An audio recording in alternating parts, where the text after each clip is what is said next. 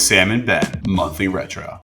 Hello and welcome to episode 6 of the Sam and Ben Monthly Retro. In this episode, we focus on one topic, that being ABX.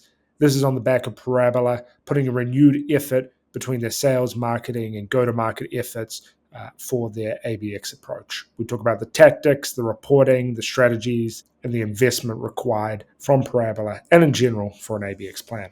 Enjoy.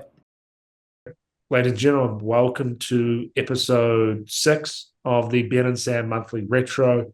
We managed to sneak one in here in July. It was a big month of summer partying for Ben and hard work, so just managed to get on the calendar. But today we're going to focus specifically on ABX. That's been the huge focus for Parabola, and we'll dive straight in. But first, Ben, welcome back. ABX is a focus at the moment. Like, how much of your time, how much emphasis are you and the org putting on it right now?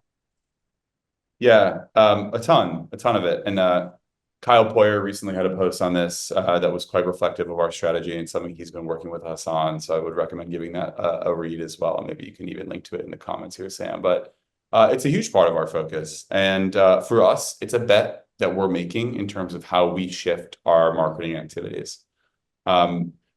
I think in prior episodes, I talked about, like, at its core, there's two basic motions in early stage go-to-market: brand building motions, and then like go-to-market levers, right? Where you can really drive pipeline. Brand building motions, like, I think in the nature are tough to target specific individuals or accounts, which is, something like organic thought leadership. Like, your goal is to get in front of your ICP, but you're not directly targeting them through some sort of infrastructure. Whereas those pipe gen punches should be designed to truly drive pipeline from like a levers fashion. I think a lot of particularly early stage orgs talk about ABM or ABX as something they'd like to do, where they pull a list of accounts and they send them an email or a gift or something. But we call it ABX, and the X to me stands for everything, because it's such a process-led motion where you need to ensure that in your CRM, you have clean account infrastructure, you've defined accounts really in a really scienced way, you've assigned them different stages in the funnel based on interactions, and that then informs the touch points or tactics you're taking to actually move them through the funnel. So to answer your question more directly, we've been doing a lot of what we would call the right activations or the right motions, sending emails, webinars, hosting events. And we'd hoped that they're getting in front of our most ideal group of accounts. We've hoped, and we assumed, how can you guarantee that? So the first thing that we did literally was pull a huge query of lookalikes and Clay accounts from Clay and from our own Salesforce. And we manually reviewed those accounts to ensure that these 800 accounts that we've selected are absolutely amazing. We'd be thrilled to have any of them as customers. Now, yeah, could be a good fit. So really critical to start there. And now we're really leaning into both the automation to support the process and the tactics to activate it quite aggressively. Got it. Cool. So let's go back to the list building side of things. So, like, every great ABM program foundation is like, who do you actually select? So you're saying like 800 rough accounts. Like, I'm guessing a bunch of those accounts have already engaged with you. Like, so you're taking people that have engaged with you, net new ones that feature the criteria that you like, and then now you're prioritizing them in a certain way. Yep, you got it. So TAM, SAM, SOM model. TAM is anyone that you can sell to. At Parabola, we have a really broad ICP. If you have a business and you work in a spreadsheet, we can sell to you. That's too broad. Your SAM is your serviceable, attainable market. For us, those would be businesses in a few specific segments that probably have at least 10 employees. What's our SOM? Like, what is the most obtainable part of our market? Well, those are really specific parameters. It's a few specific sub-industries at a really concrete company size and revenue threshold with a few other parameters charging it. So first and foremost, every single account as part of that 800 list fits the bill there. The way that we actually put that together was kind of to your point. querying multiple sources, some of them owned first-party data, some of them net new third-party data, putting them all into a list. And even though we used Clearbit params and Clay params and a bunch of other like third-party sources, there's still going to be bad data, right? And so we actually looked through that list. We divided and conquered. We had originally pulled like 1,250, and we ended up with 800. Meaning, if we hadn't gone through the motion of spending 3 or 4 hours a piece, divided between 4 people, of manually reviewing, 1/3 of our marketing efforts, our paid ads, our email domain, which we're sacrificing to send emails, right, is just deployed towards customers we don't care about. So big query, first party, third party, bring that into a shared list, manual review, stamp it confirmed. Yes, this is a great account. Now we're rocking. Love it. Yeah, I feel like a lot of people don't want to get their hands dirty, do the hard work, and just want to advise and see things on the sideline. But sometimes you just have to get in there, do that manual work yourself, regardless of sort of where you sit in the org. And like a head of marketing going in there and picking that is leading from the front. we call it draw the owl. Like if I didn't do that, if our chief of staff or our head of operations didn't do that, didn't sacrifice their time, AEs were assigned a bunch of accounts in that boat. And 1/3 of their accounts that they are expected to spend their time to manually prospect into would have been trash. It's not a great feeling, but we took the care and the time to make sure it was amazing, which should hopefully empower them to succeed and be bought in. And while I'm using that as an example, it's representative of the broader notion. Yeah, no, I agree. And I even ourselves right now, some of the play, like we've got folks where it's like, hey, go tag these accounts with extra details so that we actually know the ideal folks to go after, because otherwise you're sending messages to deaf ears. Yep. Okay, so that's sort of the targeting side, the list and the prioritization side of things. In terms of the tactics, I guess one, like maybe broadly you want to speak to like ABM, this is crawl, walk, run approach. A lot of orgs like would start to bring in the motion. If you call it a motion, then what are some initial tactics that we can take, get some feedback, build from there. How do you avoid like overkilling ABM, like it just eating and being like the only thing that you think about and orchestrating these amazing things? Like, I guess my question is like, where does the appropriate investment to return exist when you start an ABM play? Yeah. I have thoughts here. So I think just to flag at first here, crawl, walk, run is definitely the motion I recommend for almost anything you're doing. Crawling is really fun because for the first time you have mobility. You're like, wow, this is sick. I'm crawling. And you're naturally going to hit a point where you need to start walking. You're like, shit, do I put my left foot first or my right? Or do I jump?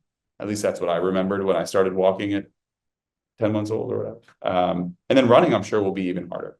So for us, we're in the transition point right now from crawling to walking. We've been doing a lot of these tactics. We've had some lists. Now we're trying to operationalize that and trying to set ourselves up for success in the future. I'll give you an example. We want to host dinners in different cities and invite some customers, but also different members of our target accounts. It's been a successful motion for us. We're trying to do more of them because it worked. Simple math. To do a dinner for us and to do it really well at scale, it's not just pick a restaurant and put feelers out in the network.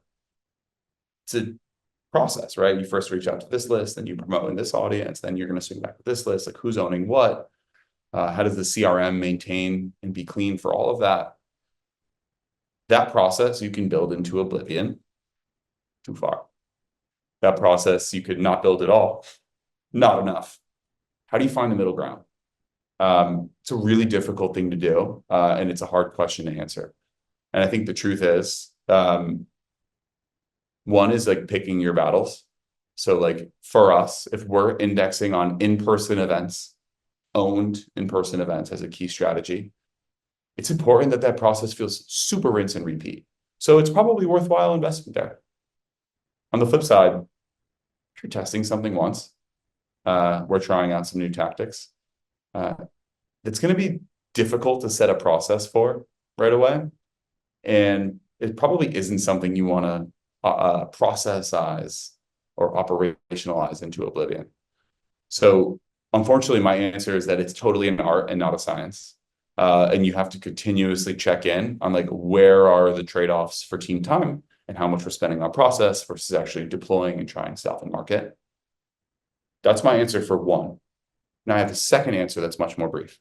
Just because you're doing ABX doesn't mean everything you do has to be account-based. And matter of fact, it shouldn't be. We're trying to build brand, right? We produce and distribute content through our founder's LinkedIn. Yeah, we might boost those posts to target accounts, but like we're trying to grow his following and continuously expand our audience. That's not necessarily an ABX-centric play. It's critical that you're still taking these brand swings while you're operationalizing the ABX motion. And I believe that the combination of those two things is a winning one. Yeah, I think that that last point's an excellent one, because if you're like all we do is ABX, you're essentially like betting your whole go-to-market strategy on 800 accounts and your ability to like see them. And we know startups always change, like, oh, actually, is this our ideal account that we want to go after, or new products introduced? So that can change that company over time, and you learn and evolve your thinking. And there's also like there's probably a good portion of core accounts that you just couldn't find for whatever reason, like the tools couldn't pick them up, whether it be Apollo's and info, your manual research didn't find them, and so you can really luck out.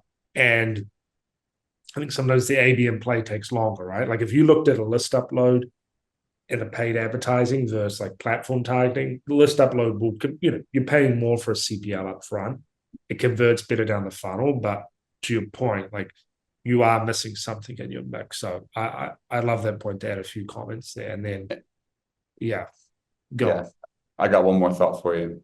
I'm 100% sure the list we built right now is not going to be the same list we're working in 3 months. I guarantee you we'll look back at that and be like, oh man, remember that mistake we made? So totally agree. One important part that I didn't mention yet is, well, we've started with 800 accounts. We actually have a flow chart and we've defined account stages. So all of those 800 accounts exist in Salesforce. All of the contacts for those accounts that are relevant exist in Salesforce. We've made sure that they have really clean data, phone number, where they actually live, so we can invite them to city-specific events. The group feels really good. We've since assigned stage to those accounts based on the contacts' historical interaction with our business. If you have 2+ contacts that have opened 2 or more emails in the last 90 days, you're not just identified. My colleagues make fun of me because they say I do this dance. You're not just identified, you're aware. They call that the Ben dance. It's a great time. People love it, trust me. If you've actually joined our community or come to a webinar, we consider you interested, which is the next step down the funnel. And so depending on your stage, it's going to dictate at a high level what tasks you should be getting, what tactics you should be receiving to move you further down the funnel. The entry point to identify that top tier is that you meet the criteria for 100 employees, less than that, right? That we've defined for this list. And so we actually have a stage above identified that's called triaging, which is if we just have a random account that we did not put in our list, but is so ICP aligned, sign up for a trial, hit our website, open emails, connect with our founder, they get put into this triaging list. And then again, someone on the team manually is like, I'm triaging. This was actually crap. Get it out of here. Wow, this is actually an amazing account. Bring it to identified, right? And so it's an ongoing dynamic process. And I think that piece is actually one of the most critical elements to the automation we've set up. Because without it, we'd be betting all of our eggs in this 800 account basket. And again, I have really strong sentiment that it's not perfect. And so I think that flexibility is going to benefit us. Yeah, I think that's well said. And the comment as well, you got to refresh that list over time, like add to it, or remove and replace is crucial to keep it fresh. So, okay, we talked about lists overall, like what are the, how do you prioritize? How do you pick your list? We talk about like Don't overkill, when that list needs to be refreshed. Don't overkill your process and planning. Right size it. Don't have to orchestrate the most amazing ABM play. Get some runs on the board, to use a cricket analogy. And then the next stage is like the tactics.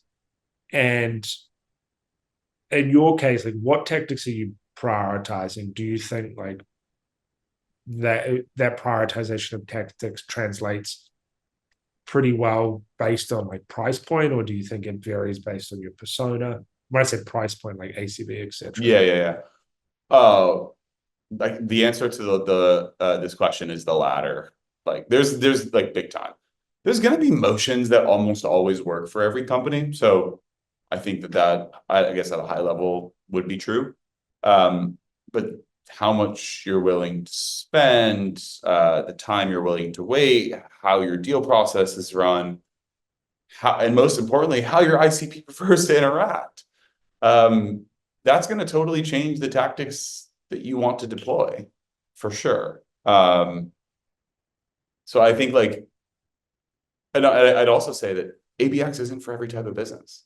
The more upmarket you go, the more specific your ICP, the more I believe ABX is for you. If you're selling into SMBs and your deal size is 4K and it's relatively transactional, this is an expensive motion, both resource internally, labor, but also just the spend and the tactics to move the needle. I can share at a high level a couple things that have totally not worked for us, and then a couple things that have started to show some serious signal.